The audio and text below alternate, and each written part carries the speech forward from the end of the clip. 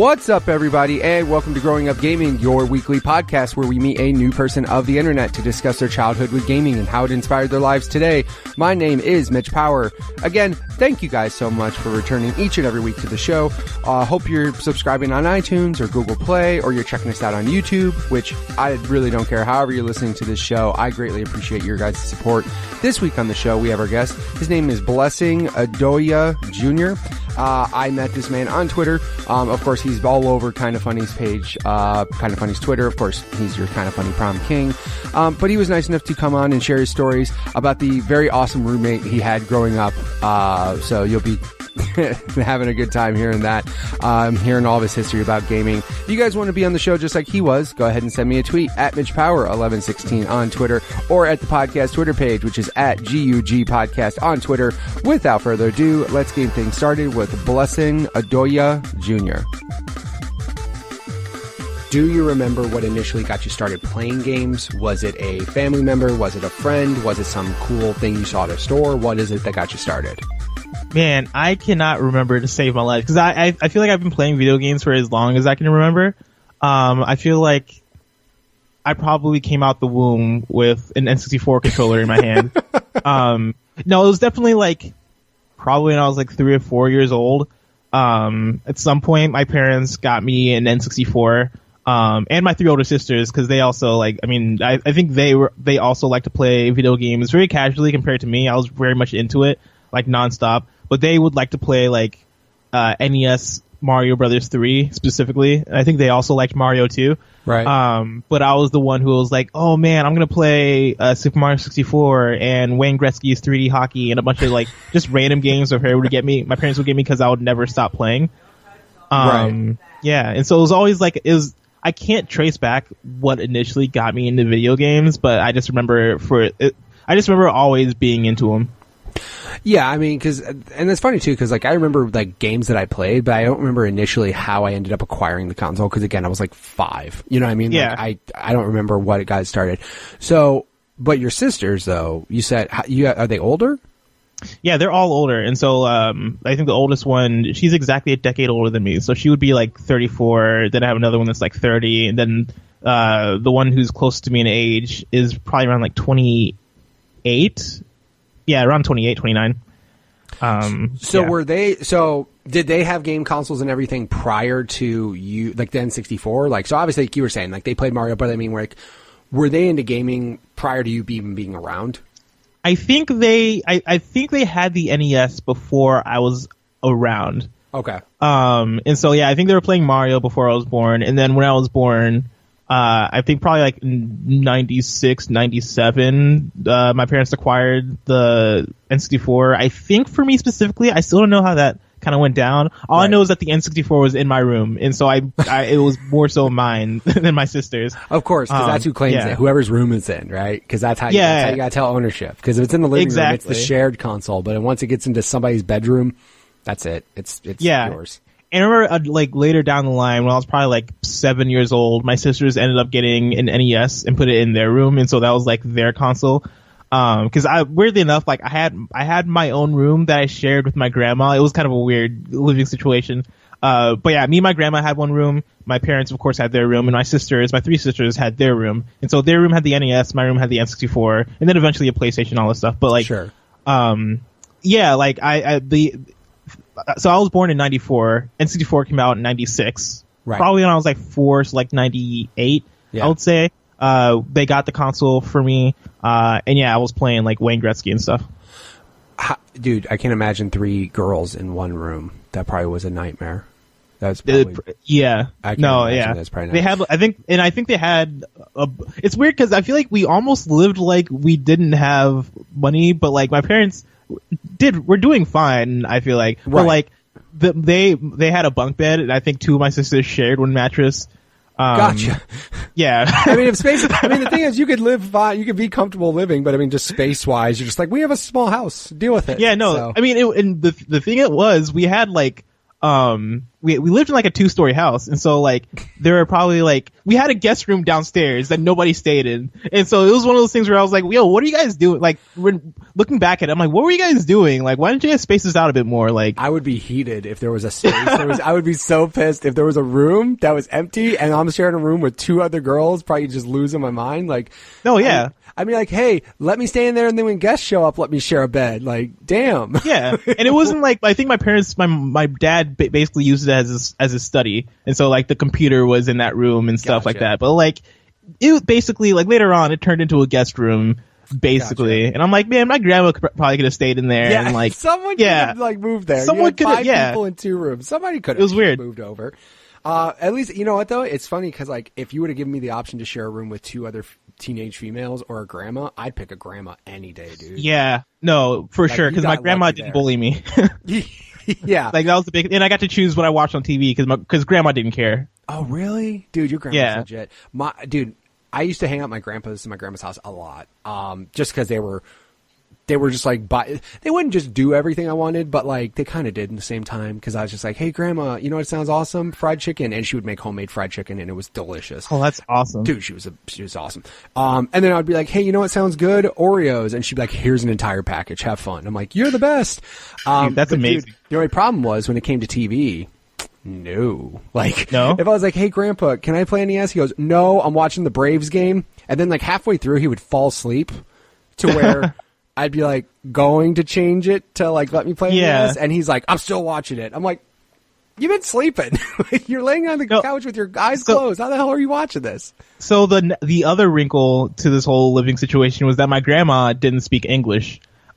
She spoke Nigerian. So yeah, my family's Nigerian, and she spoke the Nigerian language Yoruba. And didn't really speak English at all. And I didn't speak any Yoruba. I only spoke English. I still only speak English. Wow. But like, yeah, so like she couldn't really understand the TV, and there would be times where like she would ask me, like we basically have like communication cues for each other. So like I'll be able to tell her like, hey, I need to, or she would be able to remind me like, hey, use the bathroom before you go to bed. Sure. By like saying like 2 words in Yoruba and I'd understand, or like, of course, I'm hungry, or like, and she would say like, turn on the TV every now and then, just so like she had something to watch, even though she didn't necessarily understand what they were saying on the TV. I think she would have fun kind of watching cartoons because cartoons are very visual, and so she got a lot out of that. That makes sense. But yeah, my grandma thankfully didn't really care. I mean, I don't know if thankfully is the right word, but she didn't care really about like, oh, I'm going to watch grandma for MTV. not understanding this language for TV, so I can watch whatever I want. Yeah, she was like, she didn't care about CNN. Yeah, exactly. She's just like, yeah, dude. It was like my grandma. Basically, if I was like, now they have like stations specifically for old stuff, but like, I had a bedroom that I would hang out, like sleep, and it was their guest bedroom, but that's basically where the NES was and stuff like that at one point in time, because my grandpa basically got tired of me asking to play it and stuff. So he was like, we're going to put it in this guest room and you can just watch it there. But yeah, dude, I mean, my grandma, if it was like, it was always on Nickelodeon, but then like Nick at Night came on, and she's like, you don't change any of these, because it was all the older shows that she loves. She's like, you're not changing any of these shows. I'm like, no, that's cool. So I started getting an appreciation for that, but yeah, dude, at least your grandma, again, it's sad to say, thankfully she didn't understand English, but like, thankfully, yeah, dude, again, I would much rather have a grandma who didn't understand English than 2 teenage girls who just know, dude. You got all me and my grandma always got along too. Like, I don't think I've ever had one conflict with my. I mean, I guess it's really hard to have a conflict with your grandma now that I'm thinking about it. But like, right. In living in the same room with my grandma, like, I don't even think she ever like whooped me. I think that's how great we got along. Right. Exactly. So, yeah. No, that makes sense. And then obviously, so you had the system in your so. Like you said, though, she never really was picky about what she was watching on TV. So I'm sure, like, you just playing games probably just made her happy. So I mean, she was just probably just hanging out, seeing you happy, probably made her happy. And again, it's a win-win because. And like I mean, there's another wrinkle to this living situation. Okay. There are 2 TVs in my bedroom growing up. One for N64, one for watching TV. Because we had one of those TVs, like one of those VCR TVs that you couldn't really connect to cable. That you'd only use for movies and stuff, and so I'd connect my N64 to that. Okay. Just out of convenience, and so like we would have like even when I played video games, she was like, "Oh yeah, I'll still watch Zoe 101 for some reason," and I would watch TV and play video games at the same time. Dude, your living situation sounds awesome because I mean, again, like you didn't really have much. I mean, when I was growing up, I had my own bedroom just because I had 2 sisters, so girls got to share their rooms, boys got his own room. So I had my own room, so that was kind of nice. But yeah, I even had 2 TVs, dude. Wow. I mean, yeah. I have a question though. Here's the one question: did the VCR and the TV actually work? Because I don't know a single TV back then that had the TV VCR combo where the VCR worked for more than 3 times. No, it worked at first, and then eventually it just stopped working. Yeah. Like it used to work, and I remember using it and be like, "Yeah, this is awesome." Then I remember specifically being like, when that VCR broke, I was like, "Yo, what's the point of this anymore?" Exactly. Dude, every single, I swear to God, in my entire lifetime, those TV VCR combos, I'm pretty sure they had a failure rate of like 90%, dude. Cause like, that sounds about right. Dude, they never worked. Every time I went over somebody's house, I'd be like, oh man, you got that? Cool. Let's watch this. Oh man, it doesn't work. Oh man, it doesn't work. Or you get a brand new one and it works like 3 times and then it shits out. Yeah. And you're just like, no, yeah. Why do we even do this? But, yeah, I think that's why they want it stinks. Yeah, exactly. The only time I had a 2 TV situation was when me and my wife had our apartment before we had, our kids. Because again, it was a situation where my grandma was actually getting rid of an old projection TV. Okay. And she's like, I don't want this anymore. I'm getting a new one. Do you want it?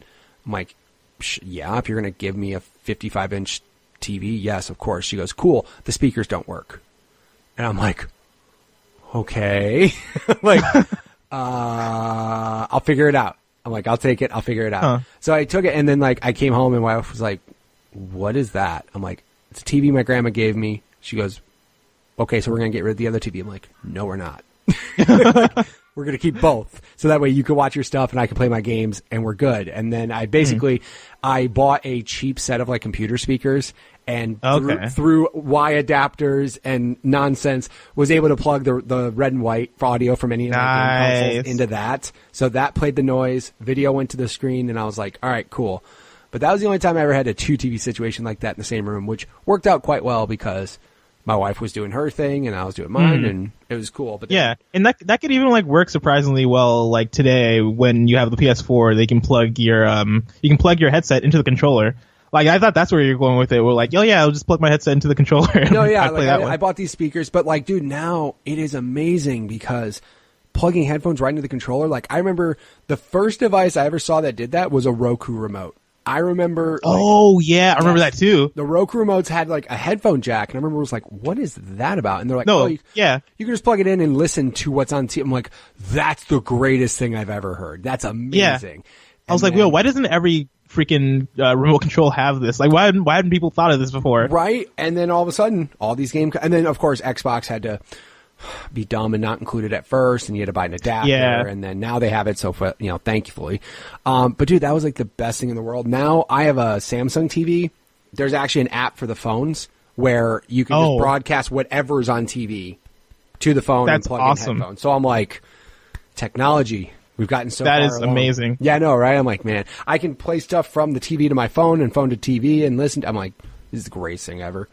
Yeah, I told my sister that once, and like she just used it. Like from there on, she was like, "Yeah, I'm only watching TV with my headphones on." Yeah, exactly. Like, yeah, that's the other thing too. Is just like, especially if you have other people in the room, or just at night. You know, like I don't have an Xbox or anything in my room, but like if I was able to like just listen to stuff while my wife went to bed, that'd be amazing. So I remember working at Best Buy and selling specifically headphones that worked for home theater like that. Like they were meant for just plugging into the TV and wearing them at night, and we sold them to so many old people. It was insane. But nice. Yeah, I mean now, back then we didn't have that though. That's a problem. Back then it was like, you could kind of finagle it, like you said though. You can get 900 adapters and plug headphones into them if you wanted to, or if you had, or if you were fancy enough to have a receiver, you had that giant headphone jack. You can just plug in headphones that way. Like nice. But that was only if you were super fancy and had a receiver. So it's crazy how like far technology's come within the last bit, however many years. Yeah, I mean, so think about this: 20 years ago, we were playing on square TVs. The internet was not happening on home consoles.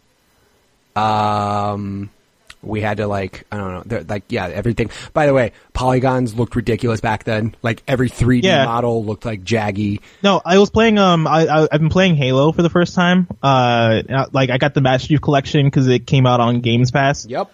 And so I started playing it, and I was like, man, this game looks old, man. And then I realized it was on the new graphics, and then I reverted back to the old graphics. Yeah, you're like, and I was oh like, my God. Yeah, I was like, this is crazy. Yeah. Yeah, and like sometimes I'll go back and I'll play like Mario 64 because that's like my favorite game ever. Of course. And like it's funny because I've been playing that game enough throughout the years that like, and I've been playing consistently enough that like it doesn't necessarily look old to me. Right. Yeah, but like I'll play something like GoldenEye, which I haven't touched in forever, and be like, yo, this game looks trash. Yeah. Nowadays. Yeah. Unfortunately, that's the problem with that era, right? Yeah. NES and SNES have that like charm to it, and the hand drawing and the sprites and like the 8-bit and 16-bit art style just looks so much better than those trashy PlayStation 64 like just models. Models are just garbage, and I just. Yeah, and that's it's funny because that happens though sometimes. Like Mario 64, I've played it enough. Like I remember buying it on every console it was available for. So like 64, DS, Wii console, Wii Shop, all of the above. And I mean, you go back and play it, and you're like, man, this is like rough. But also too, if you like continuously play it, it's not as jarring. Whereas like you just said though, you go back and play like GoldenEye, or I go back, you go back and look at like Crash 1, and you're like, yo. Crash garbage. 1 is straight up garbage. It's garbage. Like, it looks it's funny so because like I'm such a fan of the N64 era, because that was my first console, and like I just remember like falling in love with like DK64 and Jet Force Gemini and a bunch of these different games. I'll still like go back and try to play some games for the first time, and I remember it was maybe in like 2014 where I played and beat Ocarina of Time for the first time, and that was a game where like. At first, I was like, man, okay, this is going to be interesting, like, getting through it, because, like, it is, like, a game from 1990, like, 7 or 8 or whenever it came out. Right. And, like, I ended up, like, beating it and enjoying it a lot and being like, yo, like, even though this game isn't necessarily, like, of the caliber, or as far as, like, visually and, like, aging-wise, it's definitely not, like, it's not aged as perfectly as it probably could have because it's an N64 game. Right. But it's still like it still has enough that Nintendo charm to it and that Nintendo care to it that I can still like play it and appreciate it and enjoy it.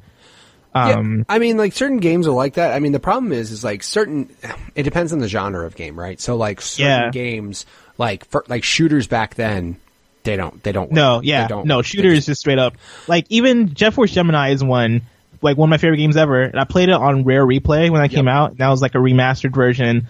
And like, thankfully, they try to help the controls a bit. Like the controls in that game were straight up broken on N64, right? And I don't know how I did it. I made it work somehow. But yeah, playing this game on an Xbox One controller, with the controls kind of redone and like pretty much modernized to the extent that they could have. I was still like, man, this is hard. But like, I was enjoying it, but I was like, man. Yeah, shooters just from that era just don't work. They don't. And I mean, there's just certain games like, I mean, the only other problem too is just like how far games have come, for example, just like games like platformers. There's a certain amount of float that you want, but not too much. Yeah. You know, so like some games back then were still experimenting with like, what's the right about of this? But also too, I mean, when them doing their first foray into like 3D, cameras are just... Some games have just trash cameras. But then it's not like Mario 64's camera is awesome because you can rotate it anywhere and it's great. But then some of them have those fixed perspectives and they're just like, dude, you just can't don't do work. This shit. Yeah, like I think an example of the jumping thing I think is also like Gex the Gecko. Because I recently like we were doing a podcast about like the top 10 snow levels or whatever. And I remembered like this in Gex 3, Deep Cover Gecko, the first level is an awesome, or at least I remembered it being awesome, snow level. And I went back and played it on an emulator. I was like, okay, this snow level is still great, but like, man, this game sucks. And like the jumping was straight up like, yo, their gravity is almost like, it's like they had no sense of what gravity is. And so like you jump like 30 feet in the air, but also like, the jump would be super like janky and jaggedy, and then you play a game like Banjo-Kazooie or Mario 64, and it's like, okay, this works. Like they figured it out. Yeah, it's so weird that like something as simple as like a jump could really make the difference in a game. And like, especially like if you hold the button down, do you jump higher? Or some games don't matter. Like there's just so many things, and that's the problem. Mario 64 nailed that. It's like, perfect. Mario 64 has, I think, if I remember correctly, I think it was the first game with like an analog, like you press the left, or I guess it's just the stick. You press the analog stick a little bit in a direction, he like tiptoes, right, and then you press it full and he runs. Exactly. Right? I think it was the first game to really like implement that in a major way. Yeah. Well, I mean, N64 also had an analog stick before PlayStation did. Like PlayStation originally didn't Oh have yeah, that's analog true. sticks. Like they just had a normal controller, and then eventually came out with the DualShock. But like, yeah, no, that was definitely the game. And again, it was the pressure sensitive on it, which was, you know, with the D-pad, it was just, you know what I mean? There was like, you push it. That's it. You know what I mean? Or you tap it or push it. But this was like first pressure one where a little bit, let them tiptoe and things like that. Yeah, that was. And like, man, Mario could, like, in terms of like the press Z and A to do the backflip jump, you do the triple jump, you like I said, like the slow walk, or like you can crawl if you hold Z and point in a direction. Like that, Mario had so much control and so many options and so much like polish with his movement. That like I feel like only Nintendo could probably do in a game of that era. I think Nintendo just knows how to nail. Like, again, I swear to God, there's probably some like secret book that they have of like physics of like how to do it in perfect. But no, like they usually do such a good job just like with the I mean, again, they're hands down creating the best they've created the best platform ever. Like Mario Brothers. And then they just refined it and made it better. And then like, yeah, Mario 64 though, with just the ability, and then of course the freedom you had with the camera to be able to see everything. Like it really was the perfect 3D platformer, which there's still games out there that can't get that good. Like they just can't. Like there's games that still come out today that just it doesn't feel right. Like you play it and you're like, I don't know, but like, 20 years ago they did the shit right. And again, I don't know. When Miyamoto retires, maybe like they'll just lose the book or something and they'll have to start over. Oh again. man. But, yeah. No, I mean, like, even Mario Odyssey, Mario Odyssey still felt great. And I mean, that's a modernized version and they've made it just better and given them more options and more shit to do. And it still feels great.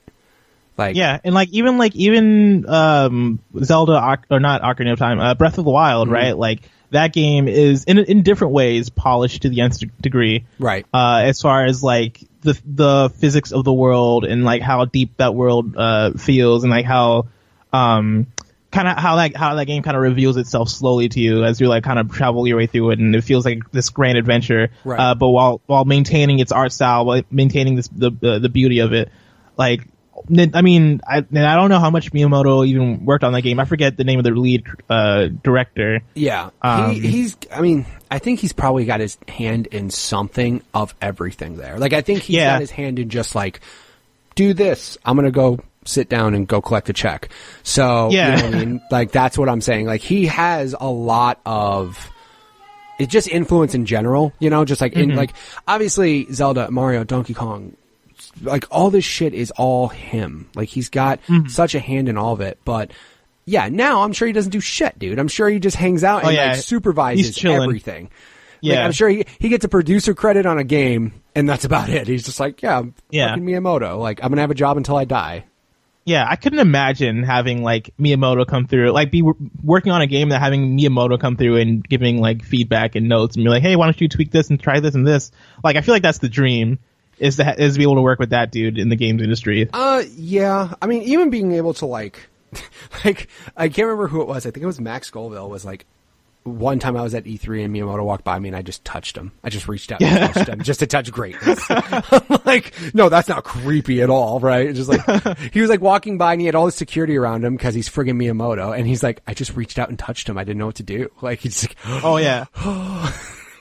And like, even to like in a different example too, like I was listening to a podcast with, I forget his name, I think it might have been like Brian, or the creative director of Spider-Man for PS4, or the leader, I'm not sure his exact title, but essentially like the lead behind that game. He was talking about working with Mark Cerny, who Mark Cerny would like come through and like give feedback and direction and be like, hey, like, why don't you guys try this, this, and this? And he was taken aback by like how Mark Cerny was able to transition to be able to talk about game design and talk about game direction and all this stuff, and then like go talk to the engineers and then talk about like the technical aspects of creating. He was like, he had his hand in like everything, not just like the creative side. He like knew the tech side and all that stuff. Yeah, and like even from that perspective of knowing who Mark Cerny is and being blown away by that.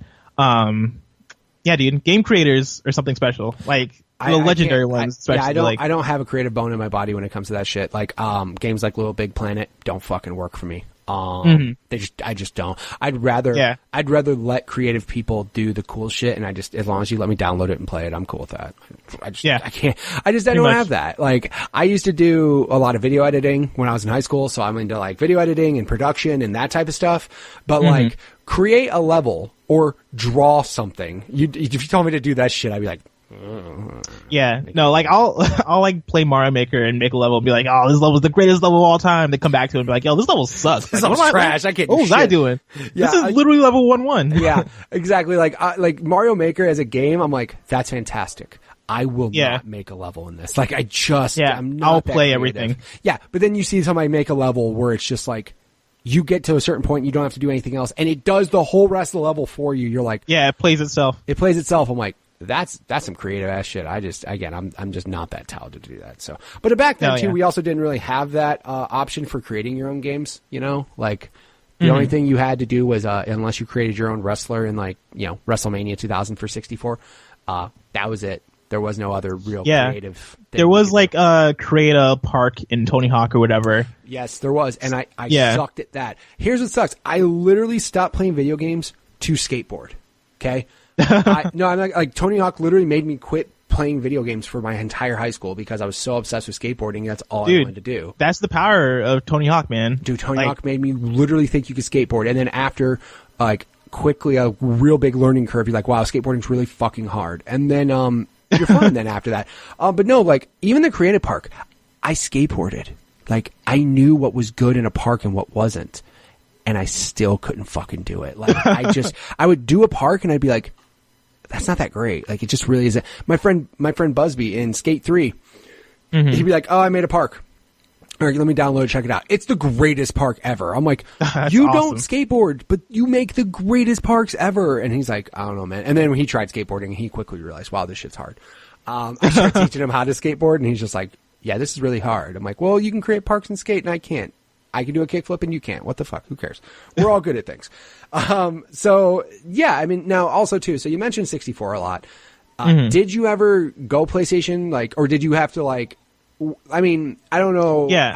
How actually, before that, how encouraging were your parents around video games? Were they like, not at all? Okay. Yeah. Cause I didn't know if they were like, you need to get outside and do something, stop playing video games, or were they like, you're cool, you're doing good in school or whatever, you're fine. Yeah, no, I did bad in school, and so they blamed video games 100%, and so they were not encouraging at all. Yeah, they were like, "Yo, we gotta figure this out because this kid would only comes home, he only plays video games, and we need to get him to actually do all these assignments instead of just like missing them." And so, like, I mean, eventually I ended up getting a PS2. I can't remember why exactly my parents decided to give me a PS2. I think it was a thing where I was like, hey, if you get me a PS2, I'll do better. Or like, they were like, hey, if you get an A, then we'll get you a PS2 or something like that. I think it was probably within that realm.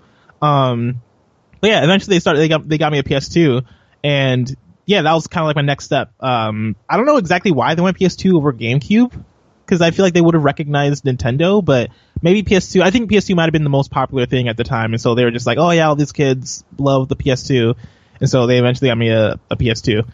Right. I mean, yeah. I mean, the other thing too is, I mean, I think it's funny because like it's hard. It's a hard sell when your parents don't like video games and you're like, buy me video games. I can't. I mean, for the most part, financial wise, we didn't grow up very well off or whatever. So like, it was mostly like, Christmas, birthday, get a video game. But like, I was doing well in school, so my parents never gave me shit. You know, like I just did well in school. Like I was like, and then I was also one of those kids. I was one of those goddamn nerds that like would do their homework as soon as they got home right away to go do things. I'm like, I wish I was that. That's my type of personality now. When I was a kid, I just didn't care. I was like, why am I doing this? Right. Like, the only thing that sucks, and like it's funny now because my son is literally how you were doing. Like my son, like he gets bad grades in school to a point where I had to like take away his Xbox. I'm like, dude, all you want to do is this. And I'm like, you gotta have good grades, man. You cannot be having F's in all these classes and straight thinking you can have an Xbox in your room. So yeah, that had to be, that had to take it away from him. But, dude, he's so me though. He's just like, all I want to do is play video games. He talks about video games like that's all he wants to do. And I'm like, dude, just get your schoolwork done first and we'll be good. Like, if you had A's, I'd let you play all damn day. I wouldn't restrict a single thing. But he's to that point where he's like, why do I want to do the work? I just want to play games. Oh shit, I didn't do the work. I don't have my games. You know what I mean? So he hasn't learned that yet. I'm like, hey, if you just learn, you do your shit, you get it done, do it right. You can have as many video games as you want. I really don't care. So maybe one day he'll get there. My daughter, we took away her phone for like a week. I swear to God, it shaped her up in an insane fashion. And it was just like, hey, you fuck up, we're going to take your phone away. And like 1 week later, her grades were awesome. She hasn't fucked up once. She's like, I don't want my phone. Dude, that's awesome. Yeah. That's amazing. It is, but also it's like, damn, how obsessed is my kid to the point where I take her phone away for a single week and she's like completely lost and doesn't know what to do. Like, yeah, I think for me, like once I eventually like grew up and I went to college and I actually did really good in college compared to like high school and middle school and elementary school. Right. I think I look back and I was like, man, the problem for me wasn't necessarily like I guess video games were a problem as far as like why I wasn't doing well, but the biggest problem for me was that I didn't believe that I could do well. Like I was like, for me, getting an A was like, this is gonna be a very interesting comparison. Getting an A was like platinuming a game on extremely hard difficulty. Right. Where I was like, man, it was man, unobtainable. You just thought like, this is not going to happen. Yeah, I was like, no, man, I don't have the skill for this. This is Dark Souls. Like, I'm not in it. But then, like, once I went to college and I actually like tried, I was like, oh, it's actually not that hard really if I just apply myself. Yeah. Right. I honestly, and it sucks. And my son has literally the same attitude though. He's just like, even though I try, I don't get an A. I'm like, well, dude, if you actually tried, like put in your effort to try, you could do this so easily. And I'm like, it doesn't get easier as you get older, kid. Like shit's only going to get harder. Like, then you'll get to a point where you're like, I don't want to work. Oh, I guess I'm homeless now because they can't afford rent. Exactly. Like, no, yeah. Like once you have to do it, you realize like, oh, okay, well, I guess I got to put things behind. Like I got to do things before I get to play my video games. Right. Exactly. So I mean, I'm just like, yeah, maybe. Again, I think after this, he now is to the point where he's like, I think he's starting to get to the point where he's like, oh, I gotta get my shit together. Like, I'm gonna sleep in a room with nothing in it.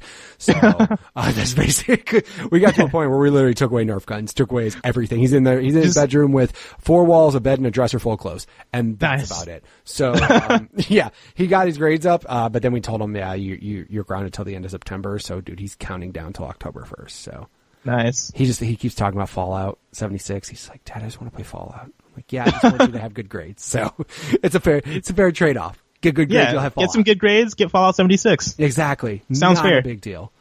But anyways, so I mean, it's just funny that, like you said, your parents were very much against it. So they weren't really against it as far as like, this is a waste of your time. They were more like, well, not as far as like physical activity. They weren't more like, this is a waste of your time. They were more like, you're screwing up in school because of this. Yeah, and it was a bit of both. It was you're screwing up in school because of this, and also like, well, it was my dad mainly that was like, this is a waste of time. My mom was just like, you're not doing good in school because of this. Right. And so it was like the best of both worlds. Moms like to blame video games for shit, right? Because yeah. My mom was so against me playing like Mortal Kombat because she thought I was going to rip my sister's heart out of her body, and I'm like, okay, Mom, like the shit doesn't happen. Like I know it's weird. Did not do that shit.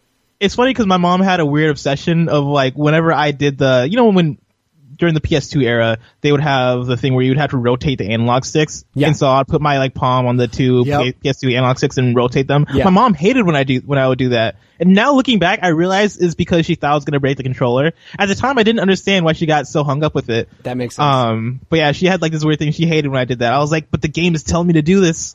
What can I do? But I gotta do this, Mom. Yeah, what's funny is like I just thought about that. I'm like, why would she get all upset? But that makes sense, breaking the controller. Speaking of broken controllers, those N64 analog sticks were made of fucking paper. Man. They broke so easy depending on the games you played, dude. They would get whacked out. Sometimes they would break you. Like when you're playing Mario Party, and you'd have to like when you do the rotating, when you had to rotate the N64 analog stick, man, there was no correct way to do it at all. Because if you palmed it, you're going to tear up the middle of your palm. I would do this thing where I would grab it. A glass just shaving your damn palm down. No, yeah. I would try to grab it like a pencil and spin it, and like my knuckle would get murked. There was absolutely no correct way to spin that thing. Oh my God, that makes a lot of sense. No, it's completely true. Yeah, I remember the Mario Party people like just like Some people wore gloves and shit. I'm like, this is not a sport, people. This is fucking Mario Party. What are we doing? You need gloves and a helmet to make sure you don't cut yourself. But no, I mean, so you ended up, obviously, like, your parents were cool enough to get you a PlayStation. And again, I like your theory. Yeah. I'll do better, Mom. Get me a PS2 and I'll do better. My theory on that is do better and I'll get you a PS2. Yeah. That's how I'd be like, that's probably a smarter way to do it. Yeah, do better first and I'll get you there. Well, I think sometimes I remember specifically as a kid being like, Mom, I did good at this thing. Because I did that, can I get a PS2? Yeah. And then that would convince her of like being like, yo, I didn't go into this with this in mind, but now that I've done it, like, right. I've done a thing. I can get her to get me something. My son, like, he will do, the funny thing is my son's the same way, but he does simple shit and thinks it'll do it. He'll be like, Mom, I helped watch my 3-year-old, or my wife will have to run to the bank or something. I watched Addie. Can I get my phone back? And she's like, no, you're grounded. You just watched. It's like I watched one dish in the sink. You watched her for 15 minutes while your father was in there working and here, and in case something major happened, could have stopped what he was doing to help. You just stared at her while she watched her phone and watched Nickelodeon. No, you're not getting your phone back. You're grounded. That's amazing. Yeah, so he tries to pull that same shit too. So you and my son sound a lot alike at that age. But again, you came out to be a respectful member of society, so... Exactly. Yay! There's hope. What I look forward to. Yeah, there is hope, very much. But no, and then so you got a PS2. At any point in time, did your sisters kind of fall off gaming? Like, they were just like, no, I'm done with this shit. Like, you were the person in the house playing games. Yeah, like that was pretty early on. Like during when I was playing N64, like every now and then we would play Mario Kart or Mario Party. And they got into Mario 64 a little bit too, but like I was the main one who was playing these games. And like they were just like into them very, very casually. And then at a certain point they grew out of it. Like I think it was age more than anything. They like got to middle school and high school and were like, they just didn't care. Right. Meanwhile I was in my room playing, GTA, San Andreas and all these other PS2 games being like, right. Yeah, this is awesome. I don't have to share anymore. Exactly. Yeah, that's always a good thing. Yeah.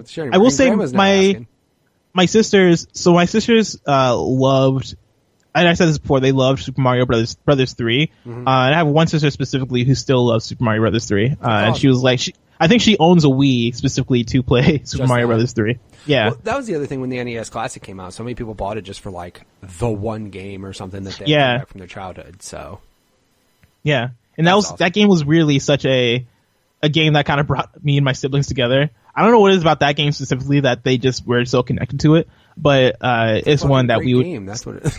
I mean, yeah, it is an amazing game. It was like every Sunday afternoon when we get back home from church, we just sit down and play that game. That's awesome. Yeah. See, that's so like tradition that are good. Like those are the types of things that you think back on and she'll think back on, and those are good fun memories. And of course, the cool thing is like because Nintendo makes it easy to repay for all of their games. Yeah. You can play them whenever you want again. So that's always good. Dude, like, I am legit like counting down the time because I believe as of the time we're recording this, tomorrow the internet or the Nintendo online service is available, and I believe Super Mario Brothers 3 is part of that service. 100% is. And so I am legit like if that unlocks tonight, I'm playing Super Mario Brothers 3 tonight. Right. Yeah. Yeah, it's one of those games. What's funny is like literally when I heard Nintendo and paying for online service, I went, no, thank you. Like just immediately, I was just like, no, that was me until they were like, it's $20, and I was like, I swear, yeah. Once it's like, hey, here's the cost of it, and here's how many, like the family pack or whatever that you can buy. I'm like, shit, that's actually like that's not bad. No, yeah, I'm actually really like, terrible. I might do a family pack with like the Okie Beast guys. I was gonna say like split it between like 6 buddies and be like, dude, we're paying $1 or $2 like for whatever. Like, I mean, dude, it's not that bad. So I mean, that's a lot of people I'm sure will do that. I just, you know what it is, honestly, I would also get a second Switch if Nintendo got their shit together with their digital games, because like I do game sharing with my son on Xbox, so like everything I buy digitally, he has 2, he can log in without me playing, and like it works so nice.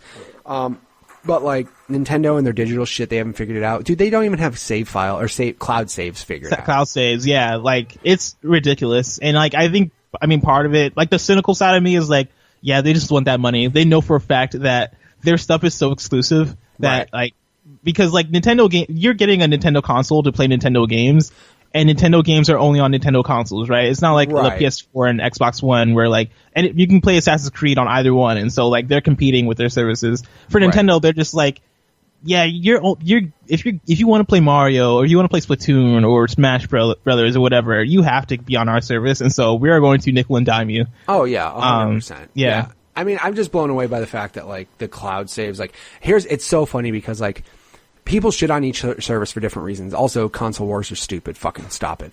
But for example, Nintendo makes you pay for cloud saves. And then they delete, or quote, they don't know when they're going to delete, but they may delete if you don't use the service. Like if you stop using the service, they're going to fucking delete. PlayStation Plus is the same way. Cloud servers or cloud saves are only on PlayStation Plus. Microsoft, free cloud saves, unlimited storage. They don't give a shit. They're just like, cool.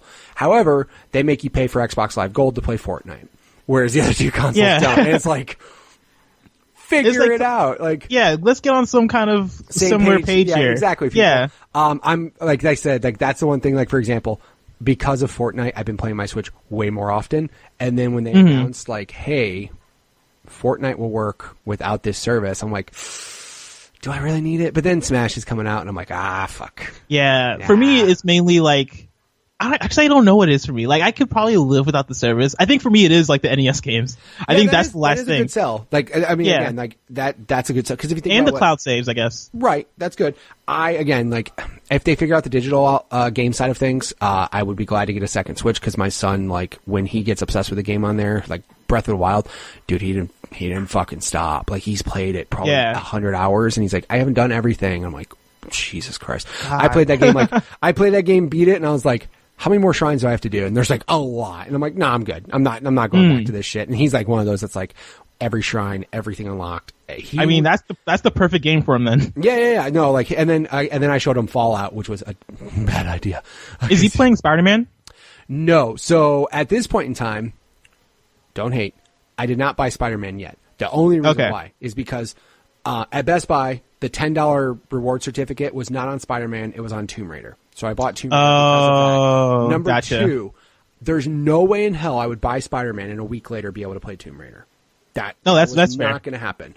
So I bought Tomb Raider. Now Spider-Man, I have full intentions to play. I literally I love every time I see that game. I'm like, Jesus, this game looks incredible. It's so good. Looks ridiculous. And like if your son loves like the collecting, like I want to 100% this game. Oh yeah, Spider-Man is that game. Like that's me right now, and I'm not that kind of person. I'm very much that person when it comes to like certain games. Like certain games are way too big, and I'm like, no, thank you. But like Shadow of Mordor, Shadow of War, I 100% both of those.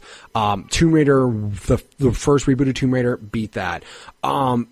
Or 100%. Like, there's certain games I'll do it on, but like certain games like Assassin's Creed Origins, fuck no, that game was way too big. Like that game was. Oh yeah, that makes sense. That game was huge. But no, like I want to play Spider-Man, but then like I bought Tomb Raider, and then 2 weeks later Assassin's Creed comes out, and then 2 weeks after that Red Dead comes out, and after that, nothing else matters because you have Red Dead Redemption in your hands, and like that game's not going to be beaten for a while. But my plan was, and there's online too. Yeah. In that game, that's gonna take up so much time. And the worst thing is they haven't even shown you what it is. Here's what I love about Rockstar. They're so confident. They're like, we don't need to show you shit. This game's gonna come out in a month, and you'll like everything we show you, and you do because it's good. And I'm putting money that there's gonna be a battle royale mode in that thing that's gonna take up so much of your time. Oh my god! And I love it because again, like they haven't shown you. Literally, they've shown you one gameplay trailer, and everybody drooled over that. And they're like, we're gonna show you more. That game comes out in a month and a half. Like, they still haven't shown you much, and again, everybody doesn't care because they're like, no, you are like the only company that can do that. But no, I mean, like, I'm gonna get Spider-Man down the road. I'm gonna get it probably Black Friday because guess what? Spider-Man's not gonna suck 2 months from now, so it'll be good regardless. So it'll be good when I get to play it, or now or later. It's still gonna be good. So that's fine. I played Tomb Raider. Tomb Raider's good. Nothing wrong with Tomb Raider. Nice. Is it? How does it compare to the other ones? Very similar graphically on the Xbox One X. Outstanding. Awesome. Like, holy shit, it looks really good. And like I mean, even like Rise of the Tomb Raider like got an X upgrade, which I just didn't check out because I had already beat it like 2 years before that.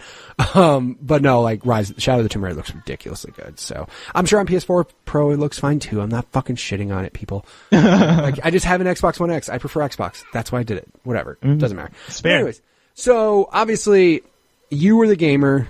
You were PS2. You were going hard. You were playing San Andreas at a way too young of an age.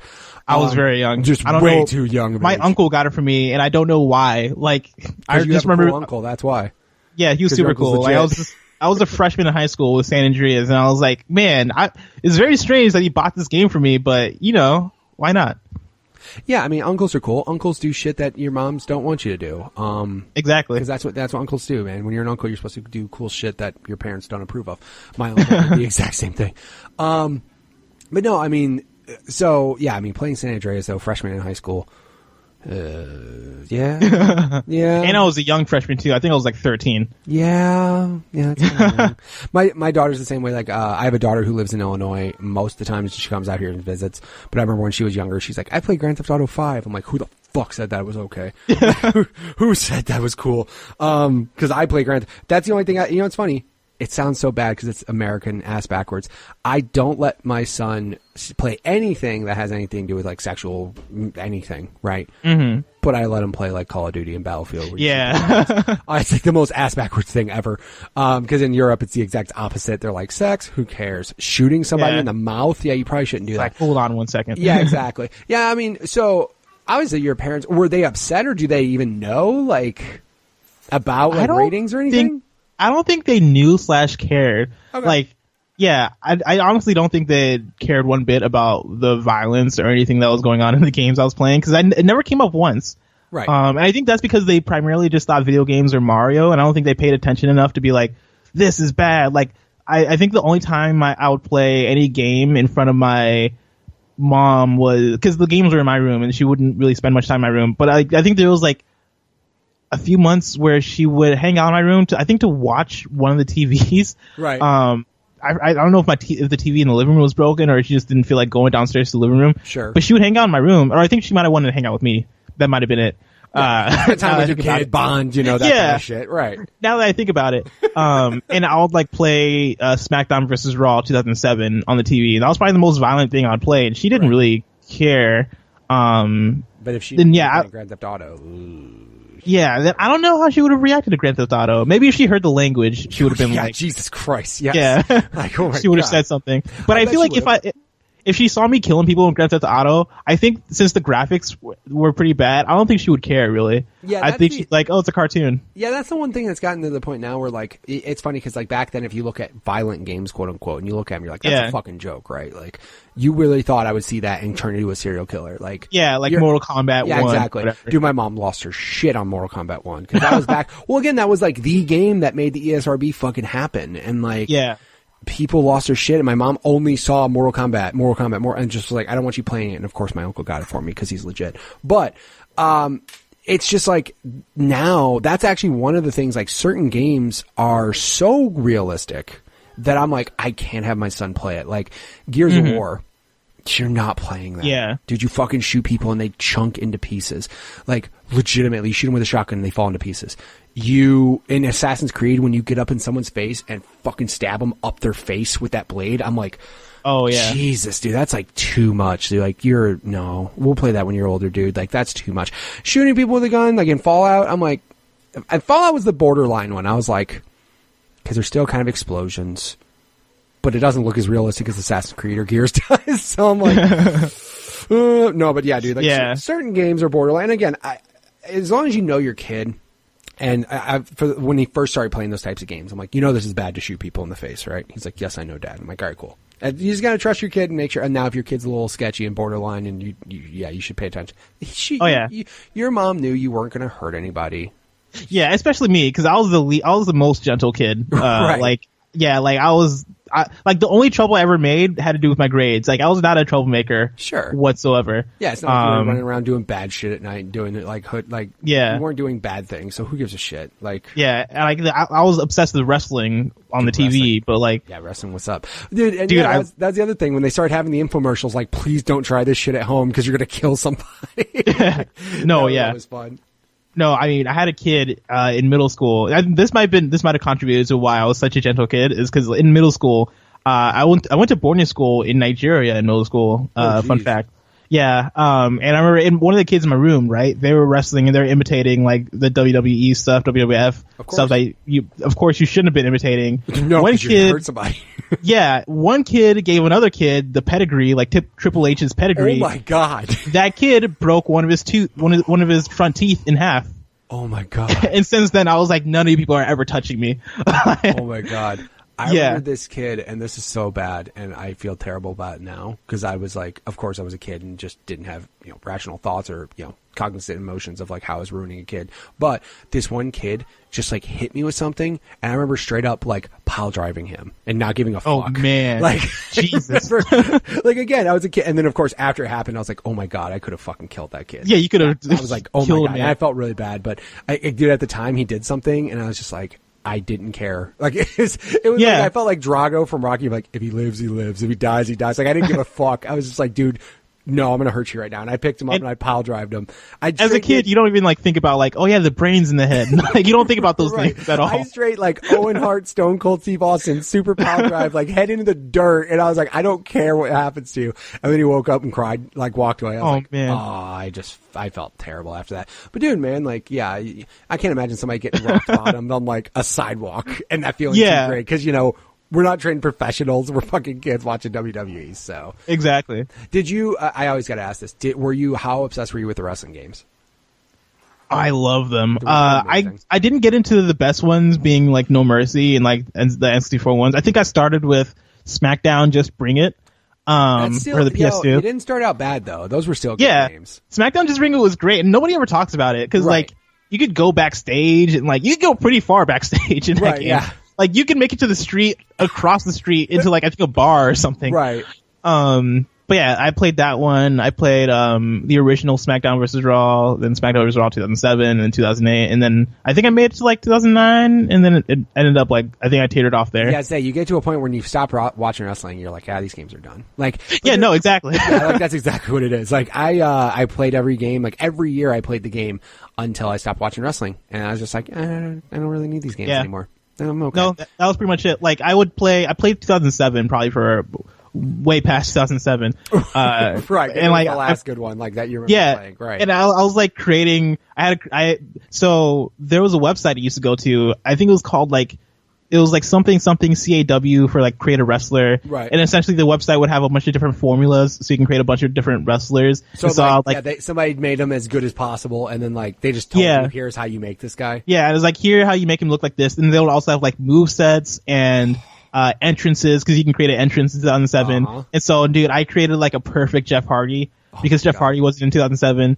And like he had the Swanton bomb and everything, like just perfect.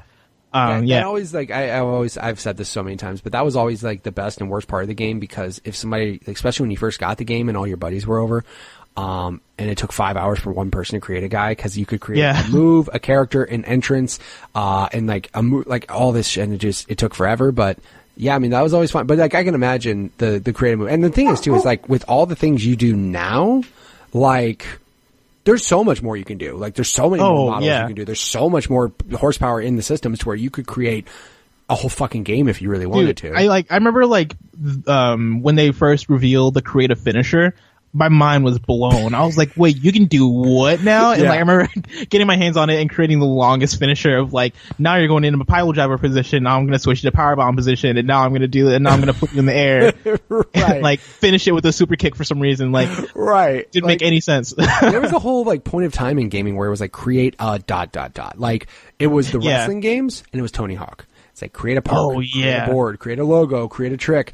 You got to a point where in Tony Hawk where like you could click in buttons and your feet just like, you could just move your feet however you want and the board just flipped however you did it. Like, they just started getting insane with it. But also at the same time, my uncreative ass just was basically like, there's too much creative shit. I don't like this. Like, it's just too overwhelming. As a kid, I was so into it. But then I got to an age where I was like, I don't have the energy I don't have the energy to take 20 hours into a character. I think it was when I first got disposable income. That's when create things was like over for me, because I was like, yo, I'm on to the next thing. I'm playing Fallout 3. I'm buying my own games. Like, shit. When you don't have that disposable income and you can't like, you're stuck with what you got. That's when like Yeah, that's when you're like, yo, I'm gonna create everything. I'm gonna make my own game since I can't really like get a new one. Basically. So then, yeah I was gonna say, so like, obviously you got a PS2, but then like you mentioned like disposable income and Fallout. So obviously, so was it around like, did you go PlayStation 3 route or did you go 360? What did you end up doing going there? I went PS3 route. And so yeah, when I got disposable income, it's funny, I got a PS3 super late. And so like I had my first job as an intern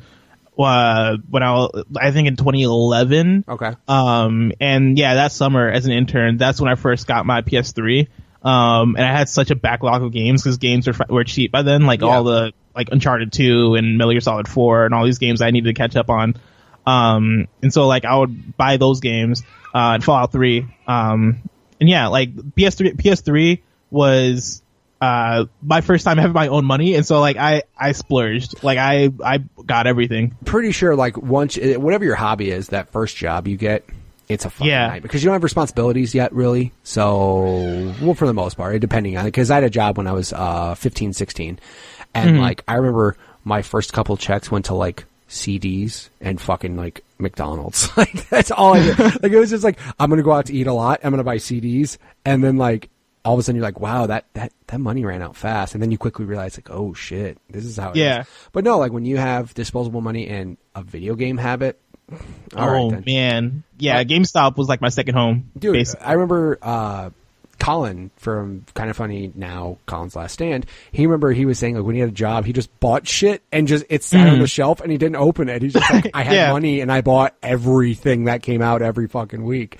I'm like, why would now as an adult, like I literally, because it's you get that inverse. You get money and no responsibilities, but then you get too much responsibilities with money and not enough time to do your hobby. So now it's to a point where like I can buy everything I want. Like I can literally buy every game if I really wanted to. I just don't have the time to play them. So why buy them? Like I'm very selective with shit now because I'm like, and again, and now, like you said, we were milking games back then. We needed that game to last us till our birthday or till Christmas, till you get the next game. Now it's like, I want this game over in 10 hours so I can feel like I beat a game and I feel like I did something in my life. I just bought What Remains of Edith Finch and I just downloaded Firewatch onto my PS4. Boom. Because I'm like, okay, I finished Spider-Man and like, I don't feel like jumping into something super deep. I'm going to play 2 games that are 2 hours long and have them over with. Inside. Feel good about it. Like, yes. Inside was like 3 or 4 hours. I was like, yeah, there you go. Dude, I love those. I love those games. Yeah, there's like quick short games. Cause like I said, now there's like a market for that is like, you want a game you can beat in 2 hours? Here you go. Or you want a game you can play 1,000 hours of, like The Witcher or Skyrim or fucking Fallout or whatever. Like, here you go. It's funny. Fallout 76 turned me off when they said it was 4 times bigger than Fallout 4. I was like, I'm good. Like, I don't. Like I was like, why? Yeah, I was like, Fallout 4 was huge. Yeah, I was like, Fallout 4 wasn't too small. Like, why are you making games that are 4 times as big? Again, it just they want to make things bigger, man. They're like, bigger is better. Like, no, not really, man. You saying that made me not literally turn me off. I was like, no, I'm good. I'll buy some.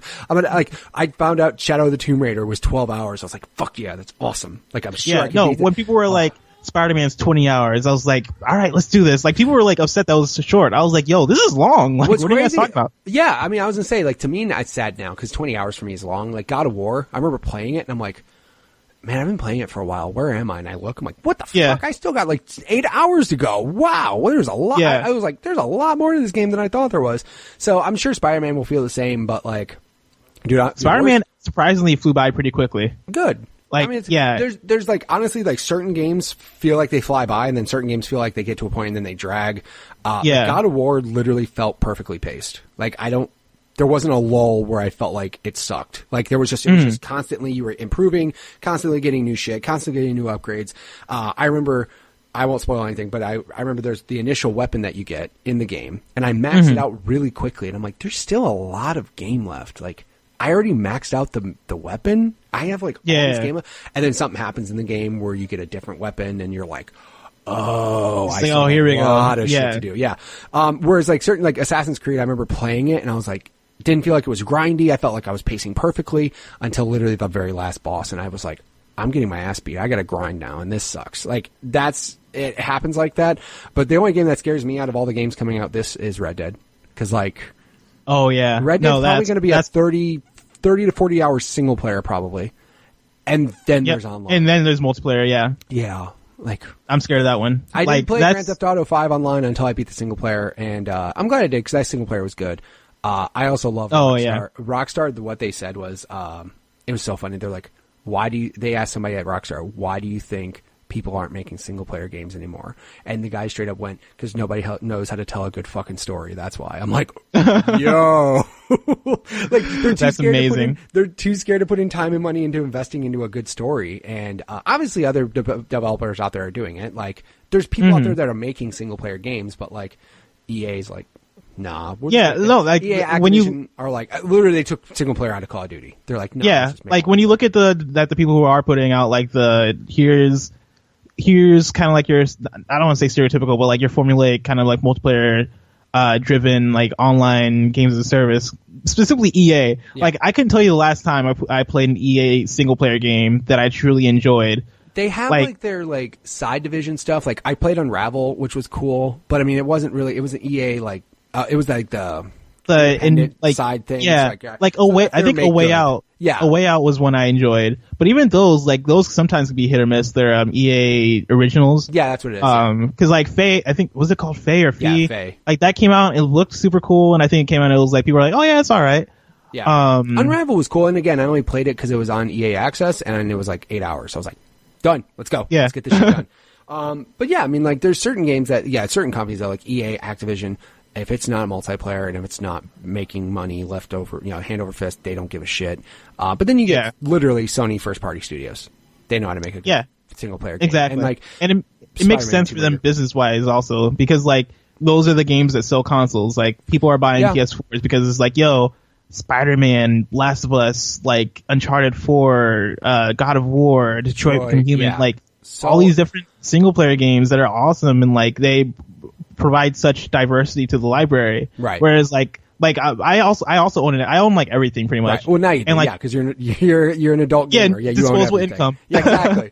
And like I think the complaint I have about like how Xbox does their whole exclusive library, and I think they're fixing it now with buying a bunch of different studios, is that like their whole thing is that they tailor to kind of what brought Xbox into the fold in the first place, which was like Halo and like the multiplayer. Like they also do the multiplayer games as a service thing, like they aim at that the same way Sony kind of aims at the single player thing. Right. But now like third parties are also aiming at that a lot stronger, and so it's hard for Xbox kind of coexist first party with like games like Destiny and Call of Duty and Fortnite and all these other like games as a service experiences. Like, you're exactly right. Like Sony is giving you single player exclusives you cannot play anywhere else, and that makes you buy a console for them, which is very smart.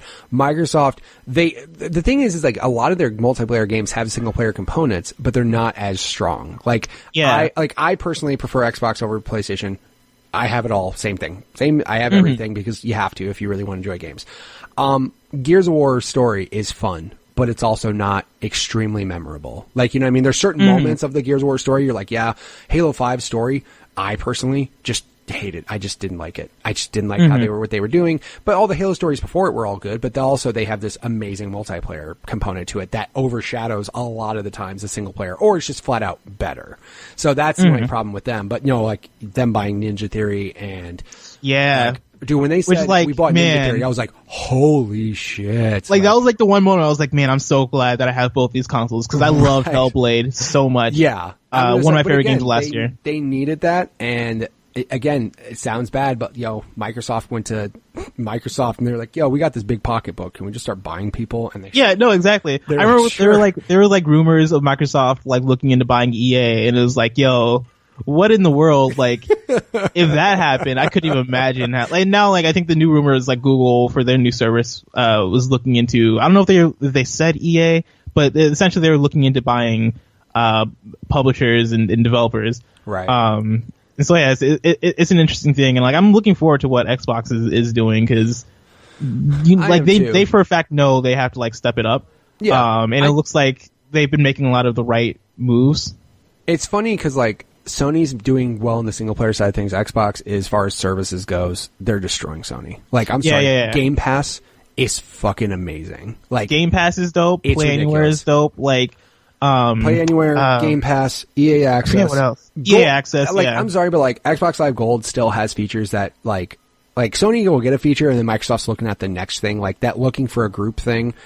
which is sad because it doesn't get talked about a lot. But like looking for a group is basically, instead of you going to Reddit, it's like a subreddit to find people to play with, literally doing it all through the Xbox. It invites people to the game. It does party invites automatically. Like, it's just a cool thing.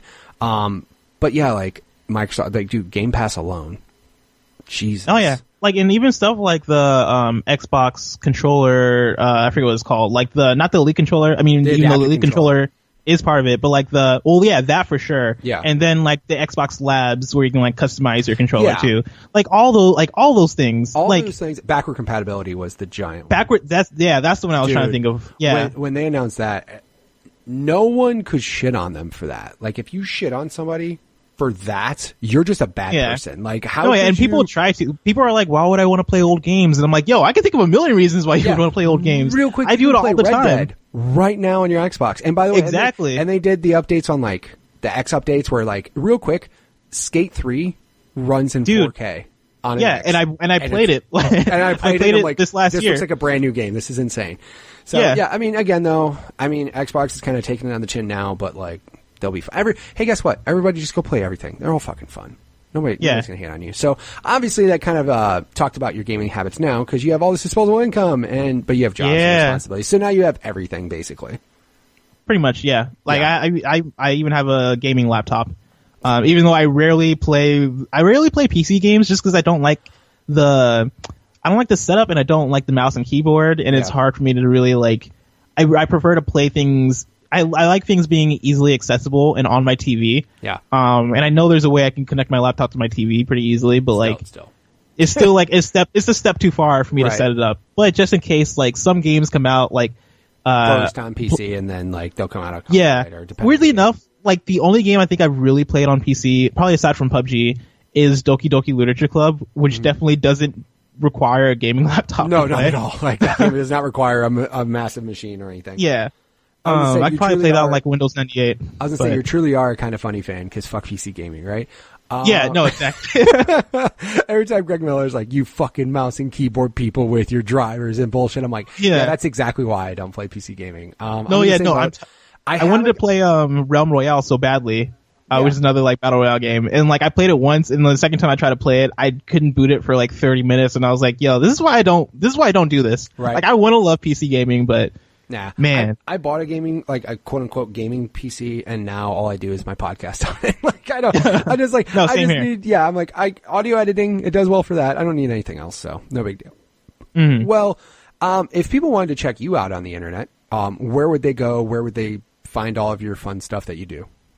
Yeah, so I am part of a website called okbeast.com. We do articles, videos, podcasts, and we're pretty much just a group of individuals that like to have fun. And enjoy life and talk about video games in a way that we feel like other people aren't. I don't necessarily have like a good pitch for how we do things differently. we're just ourselves, and that's kind of our whole thing. And so YouTube or okbeast.com, youtube.com/okbeast if you want to watch our analysis videos and video essays. We have a lot of podcasts on iTunes. Just search OKBeast on iTunes. A bunch of different stuff will pop up because we like to kind of diversify a bit. We have a video game podcast, obviously. We have an anime podcast called A Plus Anime, a hip hop podcast called Super Throne Watch, and we have a new podcast that we're doing, which is a category by category. We rank the top 10 games or top 10 nominees of each category. And so, like the last episode we just did was top 10 silent protagonists in games. Just a random subject. Yeah, just a random subject, and we have fun with it, and we also get surprisingly angry with it. Like we argue so much, and like it's funny because like if you listen to this podcast only, you would think we all hate each other, but we all love each other. But that's always the best though, because like when you get into like those arguments with your buddies and shit, like I remember like just times playing games with friends, and I was like, "Fuck you, I don't ever want to talk to you again." But then you're buddies, man. It should happen. No, yeah, like literally every other episode, there is a point where I have to stop the episode and be like, guys. Let's recollect, all right? We gotta figure this out. Protagonist? That's crazy, bro. Yeah. No, like, I think it was early in the episode for the silent protagonist thing where I was like, okay, guys, this episode is trash right now. Let's stop and let's figure out what in the world we're talking about, because it's like an argument about, like, is Mario a silent protagonist? And is Mario a silent protagonist is the question of our generation, I guess. Exactly. Nobody can answer. Oh, my God. Well, it sounds like you do a lot of fun stuff. And of course, I'll have links in the show notes for all of you guys listening. So if you guys want to check out any of the cool stuff he does, feel free to do that. Dude, thank you so much for being on the show. Thank you for sharing all of your stories of how awesome your grandma was. And I really appreciate it. Dude, thank you so much for having me on. This was fun. All right, and again, thank you, Blessing, for being on the show. If you guys want to check him out on Twitter, it is at Blessing Jr. Of course, check out his website, okbeast.com, so you can check out all of the shenanigans they do over there, talking about Sonic protagonists, getting into arguments, so, you know, fun stuff. All sorts of different content over there. If you guys want to be on the show just like he was, go ahead and send me a tweet at MitchPower1116 on Twitter, or at the podcast Twitter page, which is at GUG Podcast on Twitter. Of course, we also have a Facebook group. Just go ahead and search up Growing Up Gaming there. And of course, you can go ahead and find the website, gugpodcast.com. Of course, YouTube, you know, you can find it there too. Just search up GUG Podcast. I mean, there's many different ways to check out the show. And again, thank you guys so much for listening each and every week. I really do appreciate your guys' support, and I will catch you guys next week with another new episode. See ya.